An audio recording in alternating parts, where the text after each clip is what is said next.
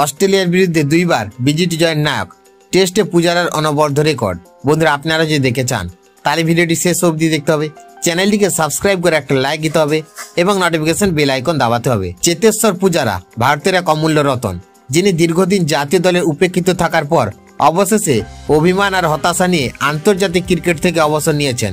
নিজের social media হ্যান্ডেলে তিনি এই খবর জানিয়েছেন। তবে তার অনবদ্য রেকর্ড সম্পর্কে অনেকে হয়তো জানেন না। বিশেষ করে অস্ট্রেলিয়ার বিপক্ষে টেস্টে পূজারার পারফরমেন্স ছিল অসাধারণ। অবসরের আগে পর্যন্ত অজিদের বিরুদ্ধে 11টি টেস্ট খেলেছেন তিনি। এই সময়ে 47.28 গড়ে 993 রান সংগ্রহ করেন। তার ব্যাট থেকে আসে 3টি দুর্দান্ত সেঞ্চুরি এবং 5টি হাফ সেঞ্চুরিও। মূলত 3 নম্বর নেমে দলকে ভরসা দিতেন তিনি। রাহুল দ্রাবিড়ের পর টেস্ট ক্রিকেটে পূজারাকে টিম ইন্ডিয়ার দ্বিতীয় প্রাচীর বলা হতো। বর্ডার গাভাস্কার ট্রফির মঞ্চে তার রেকর্ড আরও উজ্জ্বল।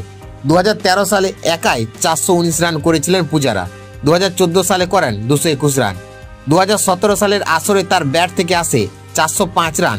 2018 সালের ঐতিহাসিক সিরিজে পূজারা একাই তুলেছিলেন 521 রান, আর 2020 সালের আসরে করেছিলেন 271 রান।